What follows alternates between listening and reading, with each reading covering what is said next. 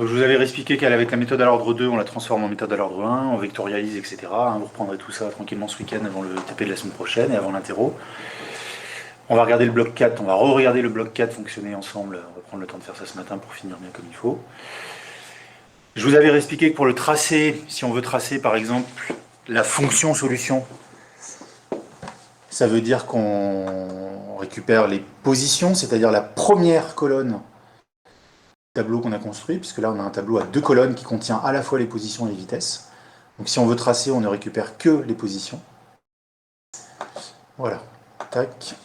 Là je suis connecté ici, c'est bon. Donc vous pouvez continuer à noter.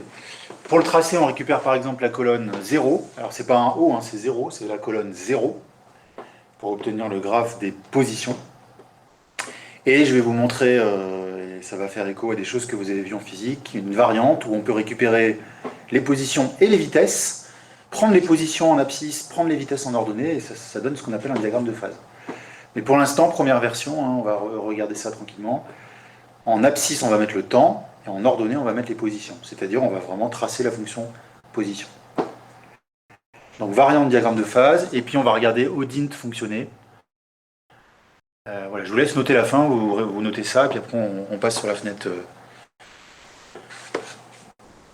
PISO pour voir fonctionner tout ça, et en conclusion de ce cours.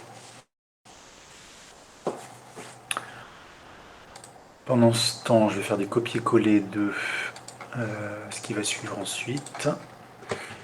Hop. Voilà, donc fin du cours manuscrit, commentaire audio.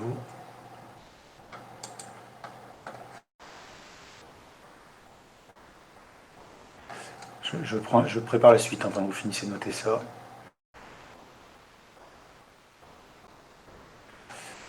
Comme ça, je serai opérationnel pour les bases de données.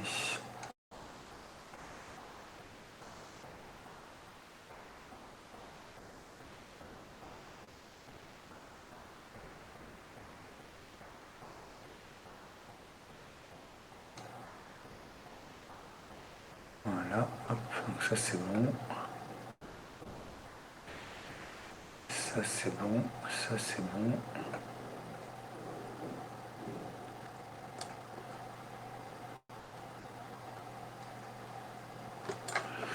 Voilà, je fais un petit copier-coller en attendant ici.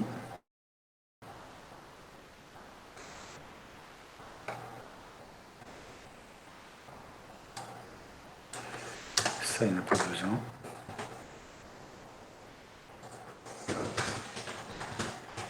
Parti. Voilà. Alors, vous avez noté la fin du manuscrit là.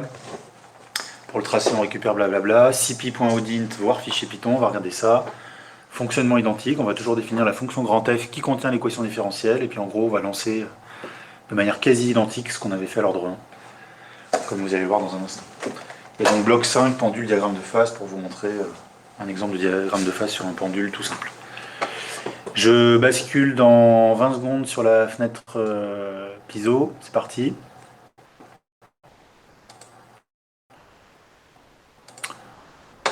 Changer de fenêtre, tac, PISO, hop.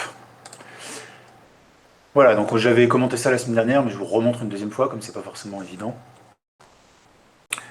La fonction grand F, qui contient l'équation différentielle, qui correspond à la fonction grand F qu'on a écrite dans le cours, bien sûr. Il y a deux variables, qui a un vecteur à deux coordonnées associé à un autre vecteur qui a deux coordonnées. Alors, pas exactement, pardon. X, c'est un vecteur à deux coordonnées. T, c'est le temps. Donc, lui, c'est juste un scalaire. Donc, ce couple qui est un vecteur et ce temps, on associe un nouveau couple qui a un tableau NumPy. Donc, je mets bien np.array, composé de deux choses.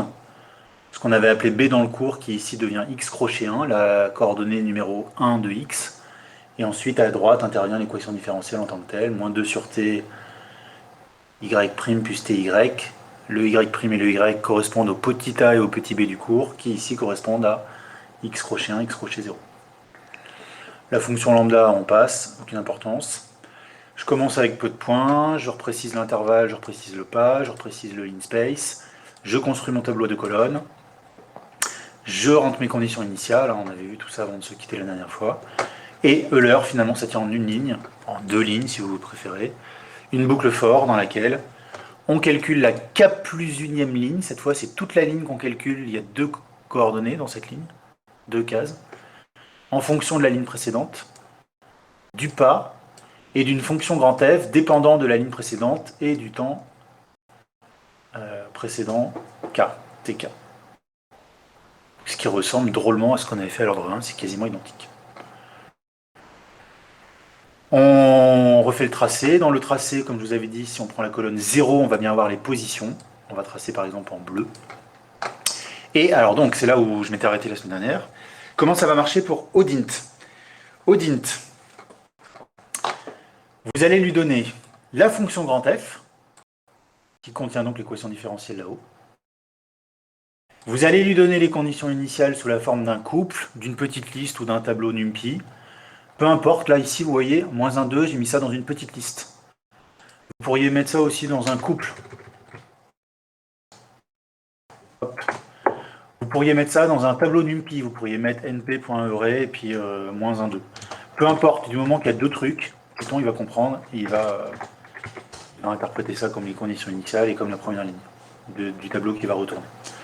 Et le temps. Avant de tracer, je vous montre un truc. On a peut-être discuté la semaine dernière. Hop, alors je refais mes imports là, tout là-haut. Hop. Je reviens, pendant que ça fait les imports, je reviens au bloc 4.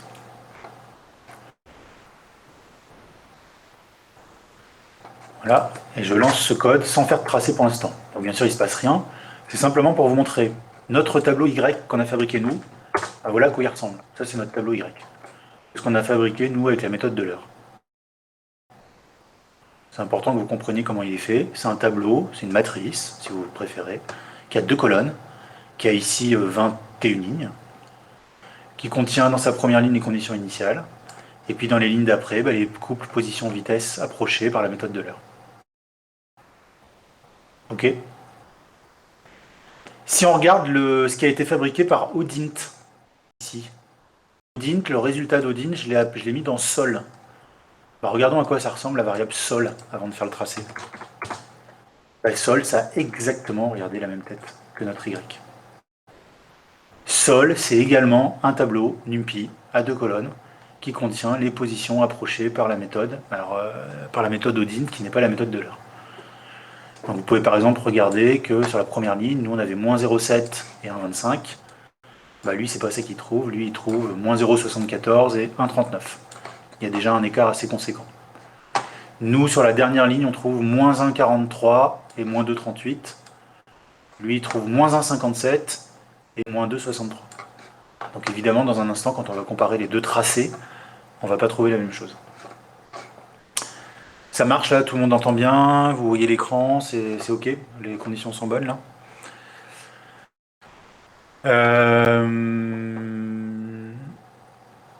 On regarde le tracé vite fait. Merci Lucas.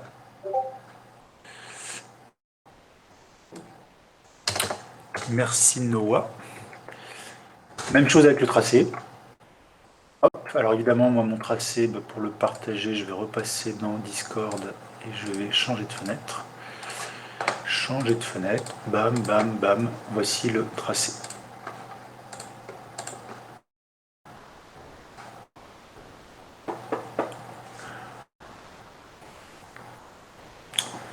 Si à un moment le stream se met en pause, là, vous me dites. Donc là, sur le graphique qu'on voit, on a en rouge, si je me rappelle bien ce qu'on vient de faire il y a une seconde, en rouge, on a la solution par Odint. On commence à comprendre maintenant que Odint, ça fonctionne super bien, c'est hyper précis. Donc là, ce que vous avez sous les yeux en rouge, on peut considérer que c'est quasiment la solution exacte à quelques micromillimètres près. Et donc en bleu, on voit bien les erreurs éventuelles commises par la méthode d'Euler. On voit bien d'ailleurs, si on zoome un petit peu, que vous le voyez dès le départ. Dès le départ, regardez, la courbe bleue, elle passe au-dessus, parce qu'elle surestime la solution. La tangente est trop haute.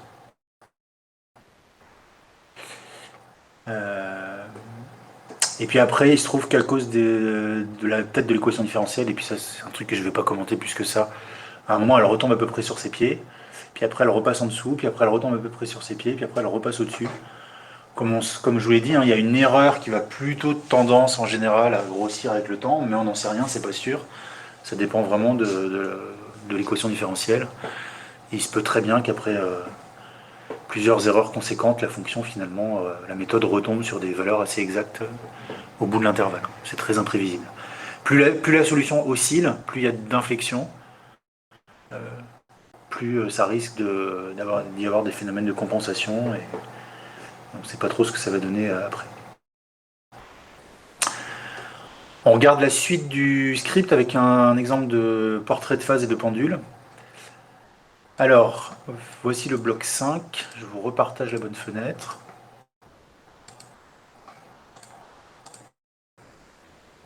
Hop. Dans ce bloc 5, j'ai refait tous les imports pour que ce soit un bloc qui fonctionne de manière autonome. On va s'intéresser à une équation différentielle d'ordre 2 très très simple, c'est un pendule sans frottement. Y seconde égale k fois sinus y. Donc ça c'est un pendule idéal hein, qui n'existe pas, il n'y a pas de frottement, il oscille indéfiniment jusqu'à la fin des temps. K, j'imagine que c'est un truc genre la raideur, hein, ça, je sais plus, ça fait longtemps que je fais plus ça en physique. Je l'ai pris égal à moins 49. Pourquoi moins 49? C'est simplement parce que j'ai pris un peu au hasard pour que ça fasse des graphiques à peu près sympas avec des échelles raisonnables. J'importe CPy, j'importe NumPy, de NumPy, j'importe précisément 4 fonctions qui vont me servir. J'importe Matplotlib. Ici, mon propos, c'est pas de regarder les erreurs commises par les méthodes, c'est vraiment d'avoir des graphes le plus précis possible. Donc je mets le paquet, je mets 10 000 points pour avoir des graphes hyper précis. Et mon pendule, il va partir avec des vitesses variables, et c'est moi qui vais déterminer la vitesse au départ, moi, utilisateur du programme. Donc vous voyez que je fais un input, ça fait longtemps qu'on n'a pas vu d'input. Je vais demander à l'utilisateur du programme de rentrer une vitesse entre 0 et 20. Cette vitesse, ça sera une chaîne de caractères vinit que je vais transformer en flottant ici, et qui viendra dans ma condition initiale, dans mon tableau Y correspondant à la solution. L'équation différentielle, elle est là, elle est dans la fonction f. Là, je l'ai mis sous forme de fonction lambda. Tiens, j'ai pas envie de vous embêter avec ça, donc. D'ailleurs, il y a un truc qui me dérange. Ouais, alors bon, petite subtilité. Petite subtilité. Je mets la fonction f comme ça. Voilà. Pour que vous preniez des bonnes habitudes, ici, je vais mettre un np.array directement. Hop. Je vais l'enlever d'ici. Je préfère faire comme ça. En gros, faites pas attention à ce que je fais, c'est des petits détails.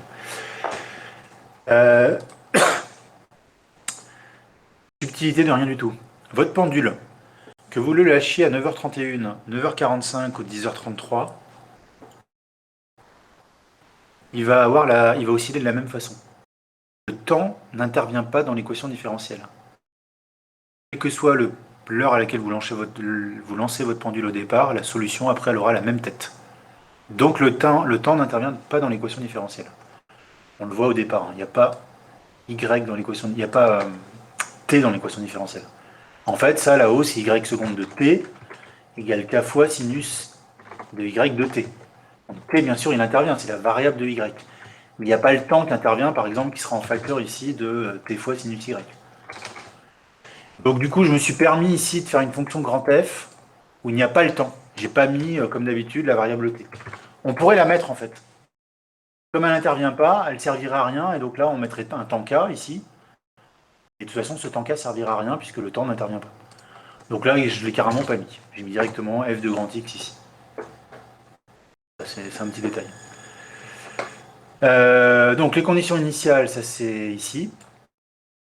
Le pas, c'est 2 divisé par le nombre de points. Alors pourquoi 2 divisé par le nombre de points? C'est parce qu'on va tracer sur 2 secondes. On va tracer entre 0 et 2. Donc c'est pour ça qu'ici j'ai pris entre 0 et 2. Donc B-A, ça fait 2. C'est ce que j'ai mis, c'est ce que j'ai précisé ici. Hop, voilà. Je vous montre une variante pour faire les choses. Regardez là-haut. Là-haut, ce que j'avais fait, c'est que j'avais, dès le départ, dans le bloc 4, défini un tableau Y avec le bon nombre de lignes d'emblée et 2 colonnes. Ok? C'est ce que je viens de mettre en bleu, là. Je vous montre une autre façon de faire. Vous n'êtes pas obligé de la mémoriser ni de l'utiliser, mais c'est simplement pour le plaisir d'en voir une autre. Une autre façon de faire, c'est la suivante. C'est au départ de définir un tableau qui a juste une ligne. Alors attention, regardez le petit détail, il a bien 2 crochets ici. Donc c'est bien un tableau, c'est une matrice bizarre, c'est une matrice. Il y a une ligne et 2 colonnes. Un vecteur ligne en fait, matriciellement. Yes. Ensuite, cette matrice qui pour l'instant n'a qu'une ligne et 2 colonnes, à chaque étape, je lui rajouterai des lignes. Vous voyez l'idée? Tout à l'heure dans le bloc 4, j'ai un tableau que je remplis de 0, qui est tout prêt, qui est déjà à la bonne taille. Puis après, je modifie les lignes. Là, au contraire, je définis un tableau qui a une seule ligne, et après, je vais rajouter des lignes. Je vais concaténer. Et je viens de concaténer ici. On fait ça en maths, quand on concatène des familles de vecteurs, ou en informatique, quand on concatène des chaînes de caractères. On va rajouter les unes après les autres des lignes. C'est une variante par rapport au bloc 4. Pour le reste, c'est tout pareil. Alors évidemment, le fait que j'ai pas précisé A et B, que F elle est qu'une variable, que je concatène au lieu de blablabla, ça crée peut-être des petites complications, mais sinon c'est vraiment ce qu'on a vu, il n'y a rien de sorcier. On va à la prochaine ligne, c'est la ligne précédente, c'est-à-dire la dernière ligne, ça c'est la dernière ligne qu'on a fabriquée, ici. Plus le pas fois F2, la dernière ligne. C'est la méthode de l'heure qui tient en une ligne comme avant. Et simplement cette ligne, qui est un truc à 2 coordonnées, j'en fais un vecteur et je le concatène au tableau qui existait déjà pour rajouter une valeur de plus. Je vais vous montrer dans un instant à quoi ça ressemble. Comme je veux un portrait de phase, je ne vais pas mettre le temps en abscisse et l'ordonnée et les positions en ordonnée, je vais mettre les positions en abscisse et les vitesses en ordonnée. C'est ce qu'on appelle un portrait de phase. Avant de faire le tracé, je vous montre simplement que ça tourne bien. Donc par exemple, je vais mettre vitesse égale 8. Voilà. Ça ne passe rien évidemment puisque je n'ai pas fait le tracé. Simplement, je vous montre Y. Y, c'est bien tableau. Alors comme il y a beaucoup de valeurs comme il y a 10 000 valeurs dans le tableau, il ne m'affiche pas tout. C'est un tableau dans lequel au départ il y a la position initiale. Position à 0. Alors position à 0, je vous l'ai mis en commentaire mais je ne l'ai pas dit oralement. Position à 0 parce que mon pendule part d'en bas. θ égale 0. Mon pendule il est en position basse. Par contre il a une vitesse. Il a une vitesse de 8 ici. Après il oscille indéfiniment, c'est parti. Donc tout à la fin, là on voit qu'il arrive en position 0,171 et il a une vitesse de 7,97. En gros, il est revenu très près de l'origine. Il est revenu très près de sa position de départ, il a quasiment sa vitesse de départ. Donc il est très près de la position 0 en bas, il vient de passer ou il s'apprête à repasser en bas quand on arrête le chronomètre. On trace maintenant, on regarde ce que ça donne. Hop, une vitesse de 8. Je partage la fenêtre avec vous. Changer de fenêtre, hop, hop, hop, hop, hop, et voici. Diagramme de phase. Donc un diagramme de phase comme ça de pendule qui ressemble vaguement à une ellipse, un ovale, un truc arrondi. Ça veut dire que votre pendule, il n'est pas lancé très vite. Autrement dit, il n'arrive jamais en position haute, autrement dit, il ne fait pas de tour. Il oscille, puis il revient, puis il se balance comme ça, il se balance sans faire de tour complet.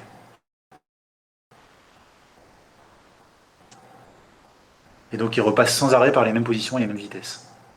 Donc ça vous fait un diagramme de phase comme ça en forme de... Je crois pas que ce soit une ellipse. En forme circulaire, on va dire, ovale. Je ne sais pas s'il y a un nom à cette figure géométrique qui, à mon avis, n'est pas une ellipse. Bon, je suis à peu près certain. On augmente la vitesse pour voir ce qui se passe.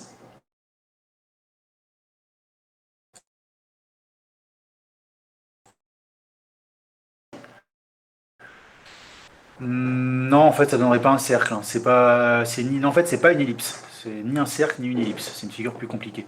On peut s'en rendre compte si on prend des vitesses un peu critiques.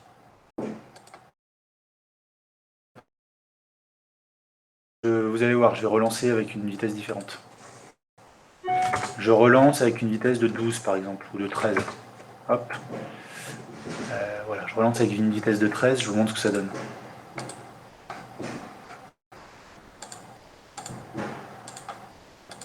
Hop, vous voyez là? Avec une vitesse de 13, ça a fait un truc un peu anguleux.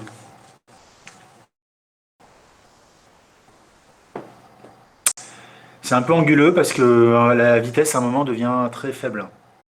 Imaginez votre pendule, là je pense qu'il arrive quasiment en haut. Il arrive quasiment en haut, puis après il redescend, puis il va de l'autre côté, puis il arrive quasiment en haut, puis il redescend. Vous imaginez votre pendule qui se balance.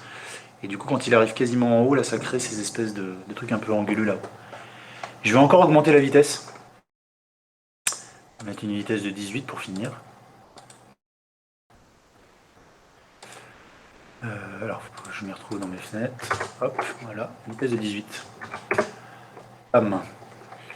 Voilà, vitesse de 18, je partage. Hop. Que se passe-t-il? Je rappelle que dans un diagramme de phase, vous avez en bas la position et en ordonnée la vitesse. Évidemment, la vitesse est cyclique, elle est périodique. Votre pendule, il fait des choses périodiques, il fait toujours la même chose. Par contre, là, votre pendule, vous l'avez lancé très vite, donc il fait des tours. Donc il tourne indéfiniment, il tourne. Vous imaginez votre pendule, il tourne, là, il accélère, il ralentit, mais il tourne. Sa vitesse, vous voyez, elle est comprise toujours entre 11 et 18. Donc quand il passe en haut, il a une vitesse de 11. Quand il passe en bas, il a sa vitesse maximum de 18. Et il tourne, donc ça veut dire que vos radians, là, ils augmentent indéfiniment. Vous avez démarré à 0 et vous arrivez à un moment à 28 radians. Donc vous avez fait plusieurs tours. Vous pouvez calculer combien de tours vous avez fait.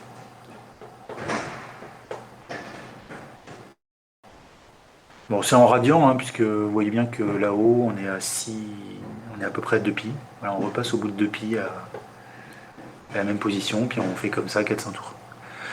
Je vous embête pas plus sur le pendule, ce que vous pourrez faire, parce que le programme, vous l'avez, hein, vous l'avez dans mon document partagé. Vous pourrez vous amuser sur le pendule si vous le souhaitez, mais on le refera en deuxième année. Moi, je le refais en tout cas en PT étoile en deuxième année. On peut s'amuser 5 minutes avec le pendule à faire des expériences rigolotes. Vous pouvez le lancer, au lieu de le lancer en bas, vous pouvez le lancer en haut. Vous pouvez le lancer en haut avec une petite vitesse et voir ce que ça donne. Vous pouvez le lancer en haut avec une vitesse nulle. Imaginez votre pendule, vous le mettez tout en haut, à une position pi, et vous le lancez avec une vitesse nulle. Qu'est-ce qui se passe? Etc. Vous pouvez chercher, vous pouvez vous amuser par dichotomie, par encadrement. Vous pouvez vous amuser à chercher la vitesse pour laquelle il arrive pile en haut. Quoi. Il va arriver en haut, puis la vitesse limite pour laquelle il franchit pas le haut, il redescend. Quoi. Il va quasiment s'arrêter là-haut et hop, il va redescendre. Etc. Voilà, vous pouvez vous faire des expériences avec ça. On va arrêter ce cours, ce deuxième grand chapitre de l'année sur les méthodes numériques. Et d'ailleurs, on va mettre fin à ce qu'on a vu tous ensemble depuis 8 mois avec Python. Et on va entamer le dernier chapitre de l'année qui est complètement à part. On redémarre à zéro sur complètement autre chose, sur les bases de données. Avant ça, est-ce que vous avez des questions? Vous pouvez me poser oralement, puisque je vous entends très bien, ou par écrit. Sachant que vous pouvez me les poser plus tard, sinon.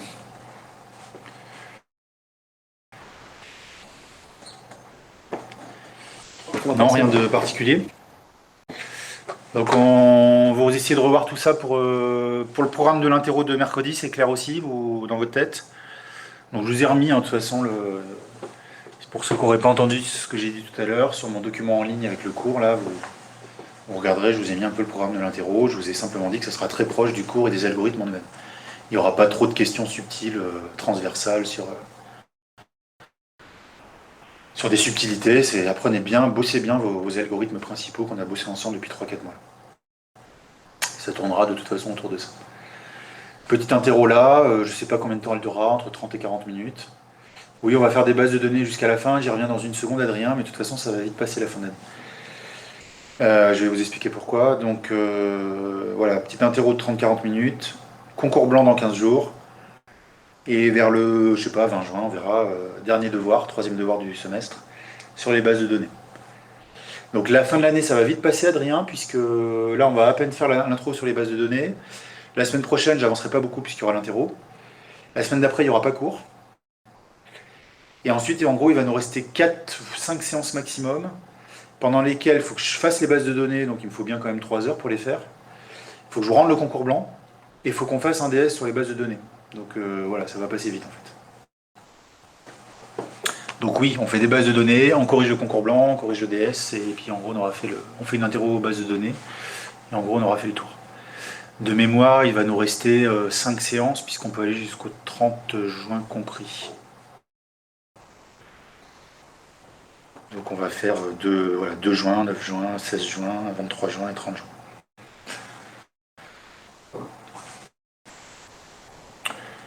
Allez, base de données, donc je vais partager ma fenêtre.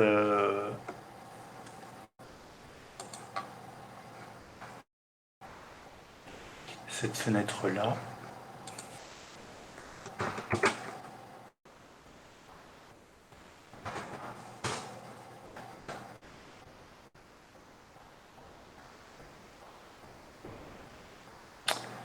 Voilà. On va mettre un peu de zoom. Voilà. On va vérifier que dans Discord, on est sur la bonne fenêtre, ce qui n'est pas le cas pour l'instant. Changer de fenêtre. Tac.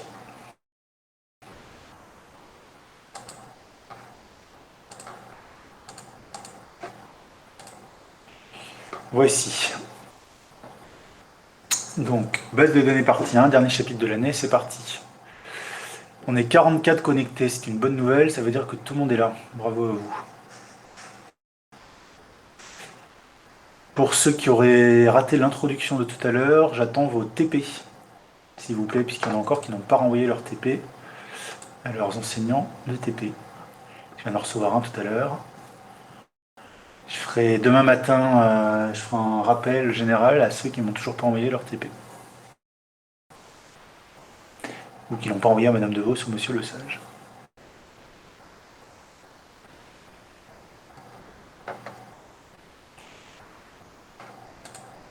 Alors, les bases de données, aucun rapport avec Python, Piezo, tout ça. Donc, on redémarre complètement à zéro. C'est un truc un peu frais et sympa. Vous allez voir, c'est assez ludique. En tout cas, moi, je trouve ça plutôt ludique et sympa.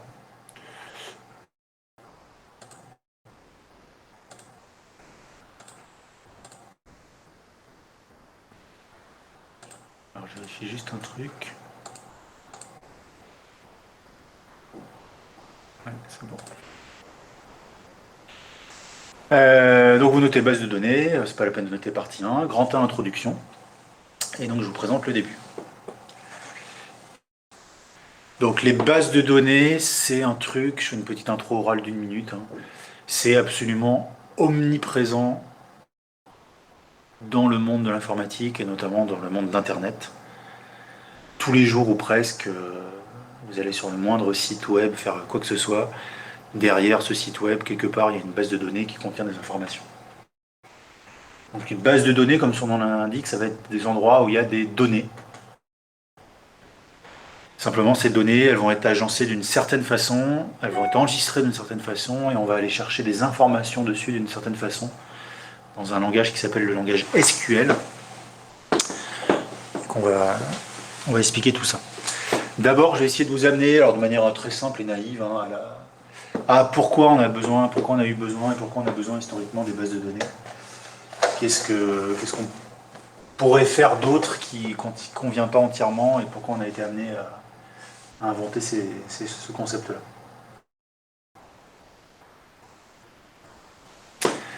Donc, grand A introduction, vous notez le cours normalement. Exemple 1, je vous ai mis, imaginons un commerçant qui veut monter une base ou un fichier client, voilà, vous tenez une pizzeria, vous tenez un magasin d'antiquités, vous voulez monter un fichier client pour différentes raisons, contenant plusieurs types d'informations.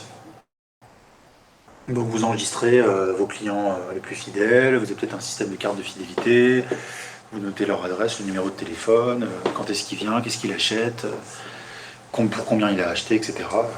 Exemple très très simple, vous avez peut-être des parents commerçants qui ont ce genre de fichier client. Imaginons par exemple qu'à terme, dans 1 mois, dans 2 mois, dans 6 mois, ils se posent ce genre de questions. Il veut savoir en janvier quel est le nombre de clients qui sont venus et qui habitent dans le département Indre-et-Loire. C'est mon premier exemple. Il veut savoir les clients qui sont venus plus de 3 fois en 2019. Alors j'ai mis 2019, mais on peut peut-être mettre plus actualisé. 2021 par exemple. Voilà.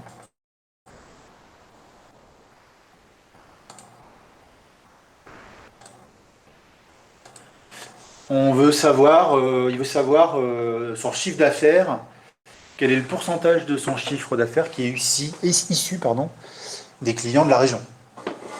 Est-ce qu'il fait un gros chiffre d'affaires avec les clients de la région? Est-ce qu'au contraire, il a besoin de beaucoup des clients des régions extérieures, etc.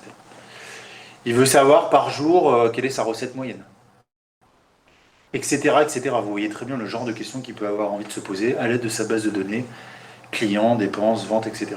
Ok? Donc je vous laisse noter le tout si vous le souhaitez, ou en abréger au moins ce premier exemple que je viens de vous donner. Pendant ce temps, je vais copier le deuxième. Je vous ai mis après un dernier exemple. Il peut avoir envie d'avoir l'adresse et le numéro de téléphone du meilleur client pour lui donner un bon fidélité, un chèque cadeau, etc., etc.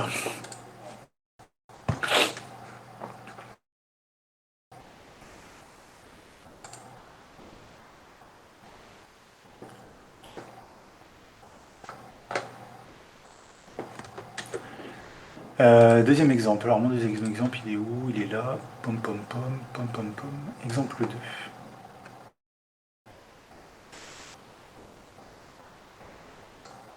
Bon, je fais copier tout d'un coup là. Hop. Comme ça. Tac, tac, tac. On va voir si on a le temps de tout faire, mais je copie un gros bout d'un coup. Voilà.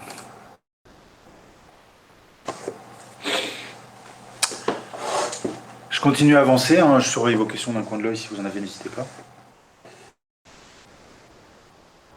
Deuxième exemple.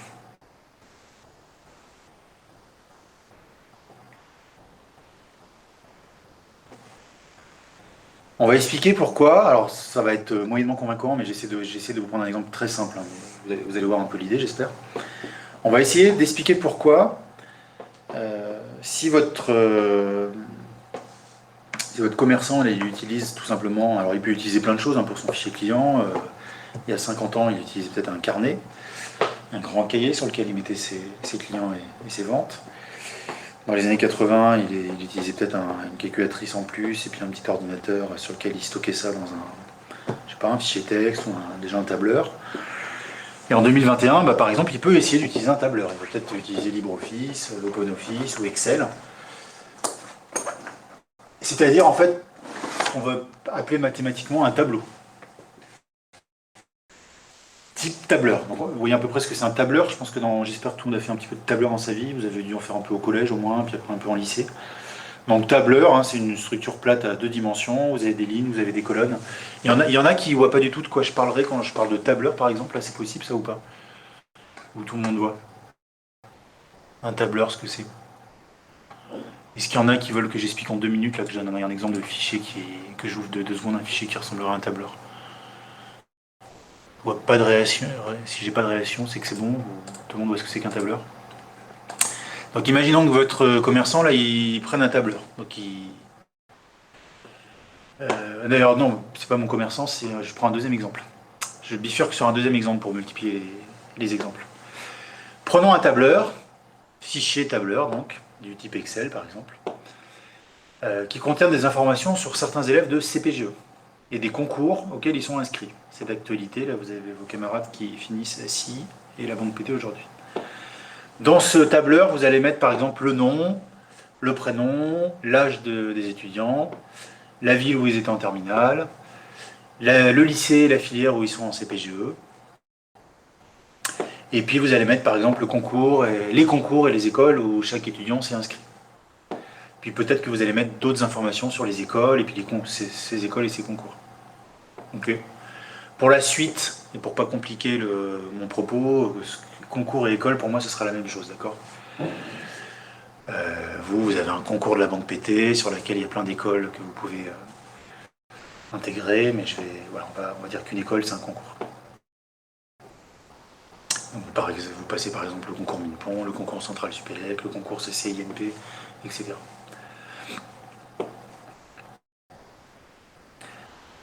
Je vous laisse noter, hein, vous notez l'essentiel de ce qui est écrit là. Hein. Je répète, vous prenez votre cours normalement.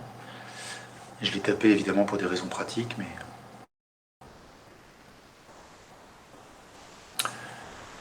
pas aller trop vite le temps que vous écriviez ça. J'espère que c'est assez gros. J'ai mis un peu de zoom normalement.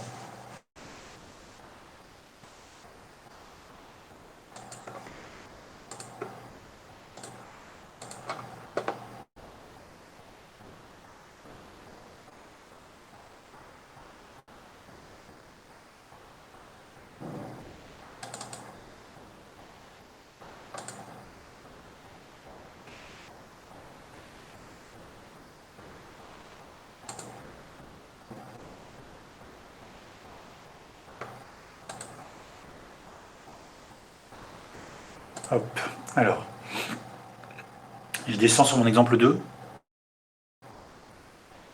pour qu'il soit pleine page. On voit un peu où je veux en venir. Donc on se concentre sur l'exemple 2. On pourrait choisir de représenter par exemple, donc vous avez votre fichier Excel qui est vide là, et puis vous avez envie de rentrer toutes ces informations. À un moment, vous allez forcément vous poser la question suivante. Est-ce que je mets sur chaque ligne des étudiants et au bout une ligne correspond à un étudiant ou une colonne, peu importe, et au bout de chaque ligne, je vais mettre les concours auxquels ils sont inscrits.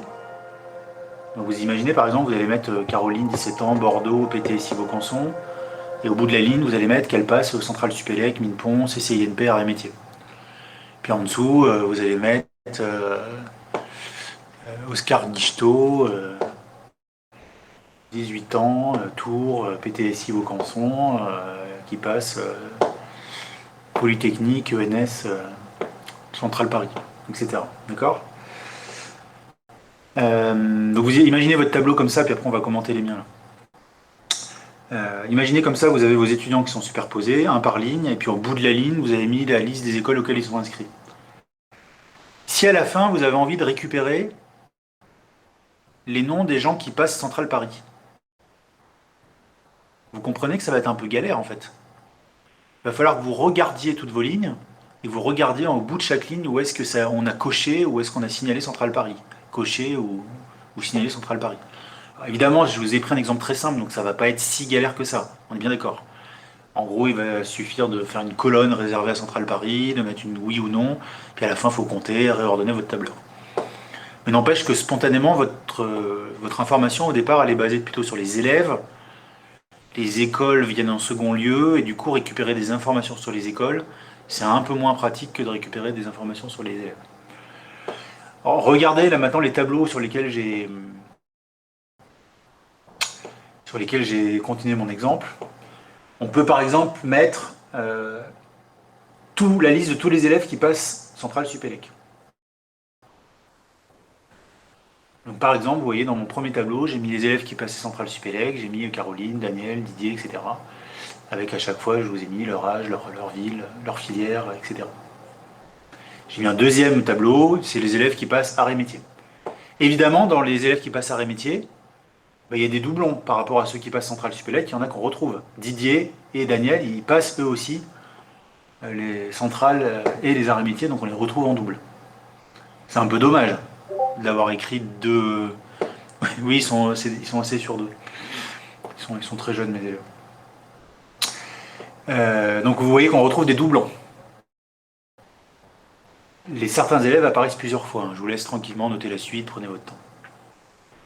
C'est important que vous notiez quand même l'essentiel de cette intro pour bien comprendre l'intérêt des bases de données et pourquoi on ne va pas faire que des tableurs et des structures plates pour gérer des informations.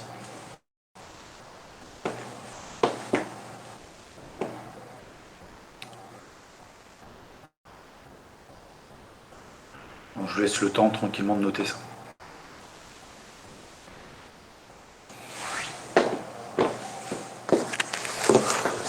Pendant ce temps, je vais prendre 2 secondes pour noter les nouveaux TP que j'ai reçus.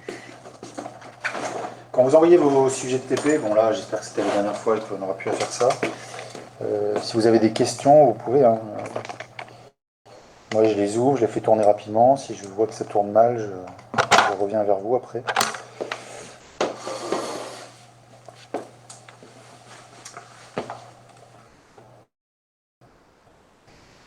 Alors, qu'est-ce que j'ai reçu ce matin?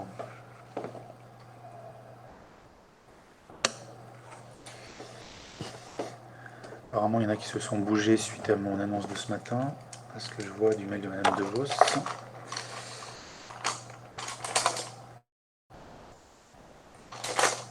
Pourquoi j'ai plus le stylo rouge, moi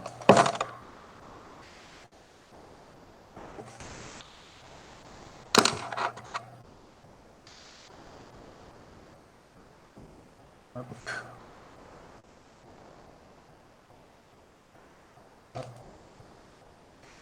Je suis à vous dans 2 secondes.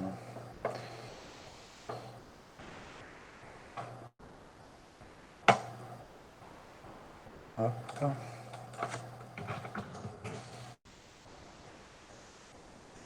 Bon.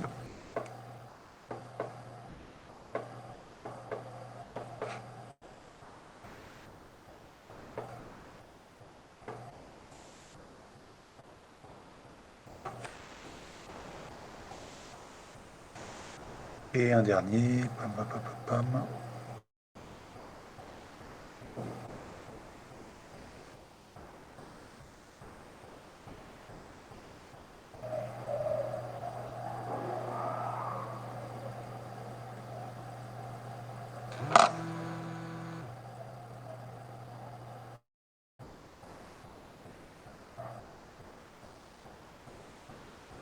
Ok.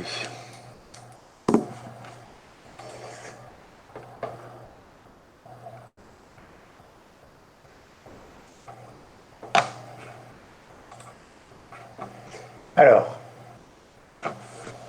donc je vous ai mis en bas. On remarque par exemple que certains élèves apparaissent plusieurs fois. Si on veut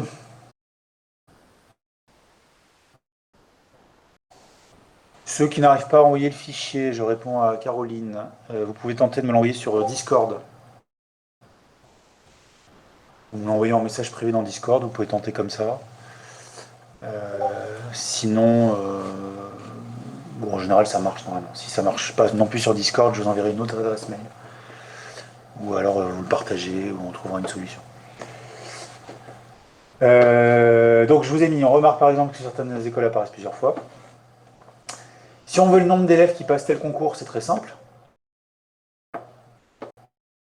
Oui, là, si vous voulez compter avec ce point de vue-là, si vous avez représenté sur chaque ligne les élèves qui passent tel concours, ici c'est des colonnes, pardon, c'est très simple de compter le nombre d'élèves qui passent Centrale Supélec ou le nombre d'élèves qui passent les arts et métiers. Par contre, imaginez que vous voulez connaître le nombre de concours que passe Daniel. Et bien là, ça va être pénible, avec mon point de vue. Il va falloir que je retourne voir dans chaque colonne si Daniel il apparaît. Bien sûr, je peux programmer mon tableur de manière intelligente. Bien sûr, je peux faire un programme PISO qui va aller chercher dans Python, bien sûr, qui va aller chercher dans un tableur si Daniel apparaît dans telle et telle colonne et puis qui compte automatiquement. On peut imaginer tout un tas de façons de faire. Mais encore une fois, je répète, j'ai pris un exemple très simple à 2 dimensions avec des écoles, des élèves. Vous imaginez qu'il se met à y avoir 3, 4, 5 paramètres comme ça. Dès que vous allez prendre un point de vue centré sur un des paramètres et que vous voulez récupérer des informations sur les autres, ça peut vite devenir compliqué. Donc je vous ai mis, hein, si on veut connaître le nombre de concours que passe Daniel, cela peut être plus compliqué s'il y a un grand nombre d'écoles. Idem si par exemple vous voulez le nombre d'élèves qui viennent de Bourges. On pourrait imaginer d'autres représentations en tableau, à nouveau des tableaux Excel, des choses à 2 dimensions comme ça. On pourrait mettre dans chaque colonne ou dans chaque ligne les concours passés par chaque élève, c'est ce que je vous avais proposé il y a 10 minutes. Certaines données, du coup, ça deviendrait plus facile à extraire, mais du coup, d'autres données deviendraient plus difficiles à extraire. À chaque fois que vous privilégiez un point de vue, selon les élèves, selon les écoles, selon les villes, etc., selon l'âge, et que c'est les autres qui deviennent secondaires, bah, vous compliquez la façon de récupérer certaines informations. On peut imaginer des tableaux à double entrée, à triple entrée, etc., mais bon, comme les structures plates, ça a plutôt 2 entrées, hein, un tableau Excel, ça a des lignes et des colonnes. On voit qu'on va être assez limité si on veut faire des choses plus riches en termes de stockage et récupération d'informations. En tout cas, bon, j'espère que mon exemple simple et un peu naïf vous a convaincu. On peut imaginer quelque chose, un langage dans lequel, j'anticipe un peu sur ce qu'on va voir dans un instant, on va plutôt mettre une base les écoles d'un côté. C'est-à-dire qu'on va mettre Centrale Supélec, c'est dans telle ville, il y a tant de places, il y a tant de places par filière, le cursus c'est ceci, les frais de scolarité c'est cela, etc., etc. Dans une autre source d'information, on va mettre les élèves qui viennent de telle ville, etc., etc., etc. Et on va lier ces 2 tables, on va appeler ça des tables hein, dans un instant. La table qui contient les élèves d'un côté, la table qui contient les écoles de l'autre. Vous voyez un peu l'idée. Et après, on va mettre en place ce qu'on appelle des requêtes, des commandes qui permettent de récupérer tout un tas d'informations sur ça. Bon, je ne prétends pas être génial dans mon intro, là, simplement voilà, pour vous montrer que quand on aura fait des bases de données, vous allez voir très rapidement, dès aujourd'hui ou disons la semaine prochaine, ou la semaine d'après, quand on aura fait nos premières requêtes de base de données, vous allez très vite comprendre ce qu'on peut faire avec et ce qu'on pourrait plus difficilement faire avec des tableaux. Ou pourquoi ça serait difficile de le faire avec des tableaux, en tout cas. Des programmes compliqués que ça supposerait d'inventer. Vous notez ça, j'étais un peu en retard, on continue de 10 minutes, si ça vous va. Vous me confirmez que vous avez cours de SI à 10h30, que je peux dépasser de 10 minutes, là, s'il vous plaît. Je vous mets la suite du cours en dessous. Donc on pourrait blablabla. Voilà, je vous remercie. Alors, tac, tac.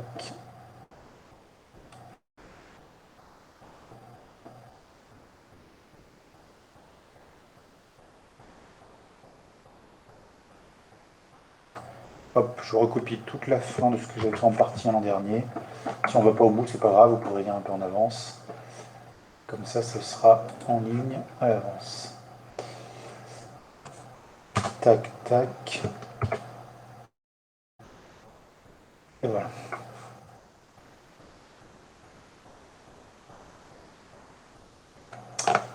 On est bon, je reviens ici, je descends un peu.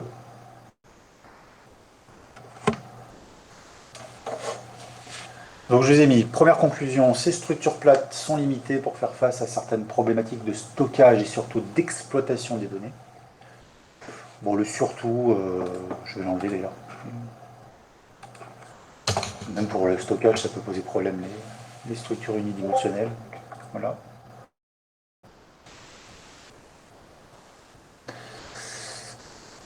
Je reçois des messages perso avec des TP, je vous en remercie. Je jetterai un œil dès que possible.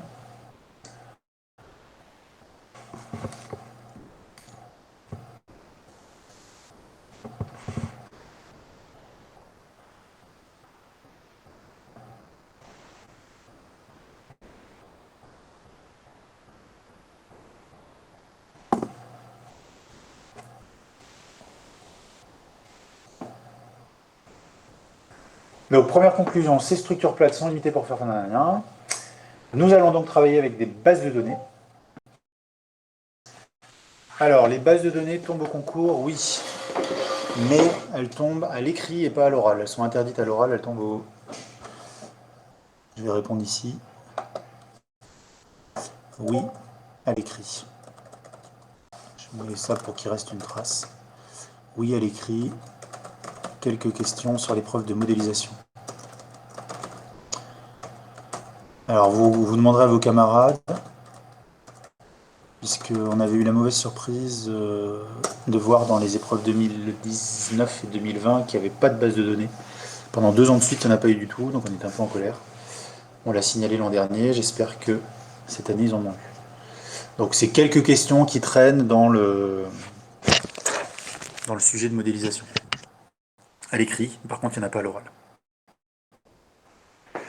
Vous allez voir, c'est ludique, c'est vite fait, on y passe 2-3 heures en première année, on révise ça en 2 heures en deuxième année. Et puis c'est assez rigolo, c'est complètement à part par rapport à ce qu'on fait par ailleurs. En général, les élèves y prennent plutôt plaisir.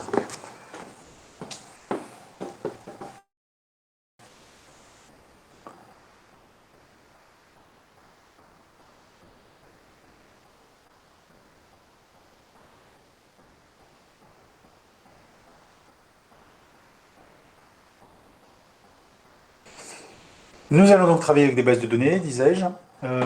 Donc base de données, c'est comme ça qu'on va appeler ça entre nous, c'est la notion informatique. Mathématiquement, ça fait appel à une théorie un peu plus globale qu'on appelle les schémas relationnels. Mais je ne vais pas vous embêter avec cette théorie. Si vous étiez en MPSI, je vous embêterai avec cette théorie, mais en PT, ça n'a aucun intérêt vu ce qu'on vous demande au concours. Donc moi, je vais aller droit au but, on va faire du langage SQL direct, et on ne va pas trop s'attarder sur le côté mathématique et langage mathématique. Une base de données, elle va contenir des tables. Je descends encore un peu. Allez, 5 minutes.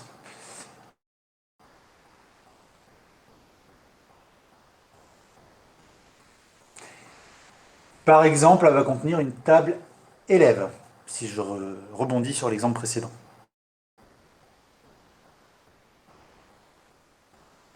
Alors je descends un tout petit peu plus, vous me dites que ça va trop vite. Voilà, pour les tableaux, mes tableaux là, ils n'ont pas de ligne en haut, je ne sais pas pourquoi. C'est Google Drive là dans lequel j'ai essayé de faire des tableaux. Et quand je fais des tableaux, des fois il me les ferme pas. Il me ferme pas la ligne du haut, je ne sais pas pourquoi. Alors que je lui demande de le faire.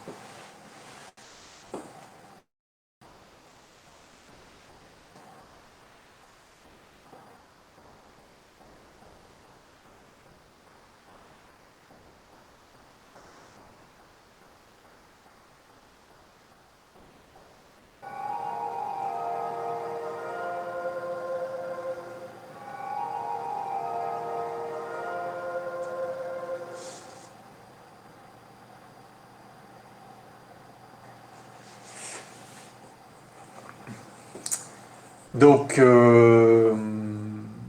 pour simplifier, j'ai pas mis nom, prénom. Hein. C'est un truc que j'ai précisé il y a 20 minutes. Il y a 20 minutes, là, quand je vous ai présenté ce deuxième exemple, j'avais mis nom entre parenthèses. Donc on centre sur voilà, quelques données, le prénom, l'âge, la ville. Voilà. Mon tableau, il est un peu moche. Si j'étais en cours, en fait, idéalement, il ne faudrait pas les séparer, vos colonnes. Vous faites un tableau dans lequel vous mettez prénom, âge, ville, et qu'il y a 3 colonnes. Il n'y a pas de raison de séparer les colonnes. C'est parce que j'arrive pas à le faire sur Google Drive. C'est juste un tableau à 3 colonnes tout simple. Première colonne prénom, deuxième colonne âge, troisième colonne ville. Il manque un trait en haut de certaines colonnes, voilà, je voulais même préciser. Bon, je multiplie pas les identités, ça sert à rien, c'est pas le propos. Donc, par exemple, vous auriez dans cette base de données une première table qui contient les élèves, c'est ce que je vous ai dit il y a un petit moment. Et vous, encore une fois, vous me dites s'il faut que je remonte. Je précise que ce que je suis en train de streamer ici, vous l'avez également déjà en ligne sur le fichier en ligne, donc si vous êtes en retard, vous pouvez vous connecter dessus. Et je vous ai pas mis la table école, mais vous pourriez imaginer aussi une autre table école. On la verra fonctionner dans mes exemples de cours plus tard. Dans laquelle, à nouveau, vous metteriez plusieurs colonnes.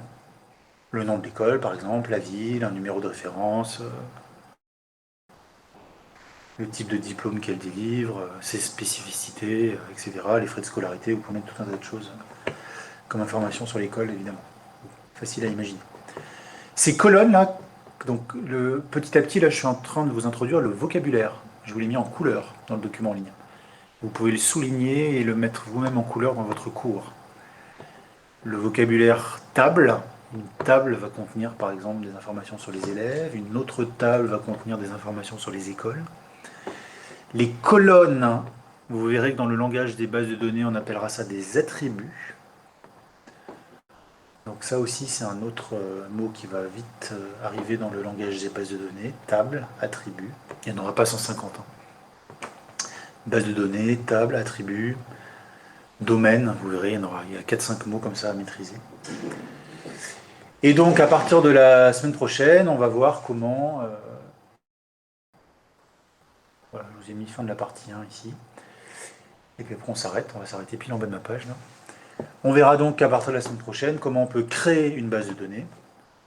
À l'intérieur de cette base de données, comment créer des tables. comment mettre des données, enregistrer des données dedans. Et puis ensuite, surtout, c'est ça qui va nous occuper, c'est ça essentiellement que vous aurez au concours, comment on va récupérer des données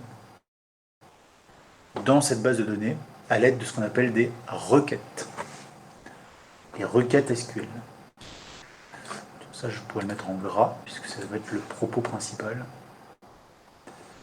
de notre travail après. Les requêtes SQL. Hop.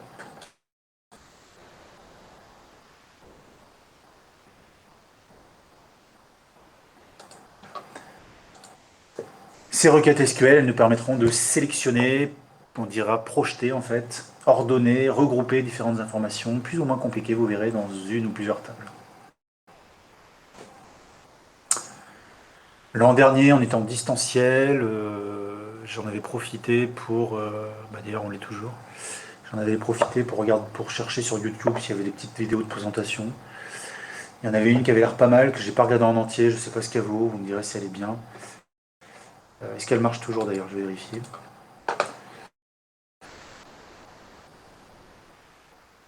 Bon, alors, je peux pas faire ça là. Tac, tac, tac. Est-ce que cette vidéo YouTube fonctionne toujours? Elle a l'air de toujours être là. Elle dure 14 minutes. Bonjour à tous, nous voici pour une nouvelle vidéo qui va être... Qu'est-ce qu'une base de données? Voilà, une petite présentation de 14 minutes.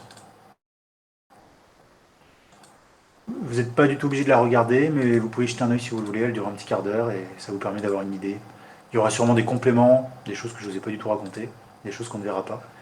Mais sur le principe de base, il y a pas mal de petites diapos là où il explique un peu à quoi ça sert et comment ça marche. Donc en option, vous pouvez regarder ça aussi. Je laisse s'afficher le bas de cette page qui est déjà en ligne sur le document en ligne qui est à jour. Vous m'envoyez vos TP s'il vous plaît. Il y en a encore quelques-uns qui me manquent. Une petite dizaine, je dirais, là, visuellement. Je suis en train de regarder. Ouais, c'est ça, une dizaine, quoi. Une petite dizaine, 9-10. Je vous souhaite un bon week-end. Prenez pas trop de retard et on se retrouve mercredi, 8 h, en salle P13. Je vous dis à très bientôt.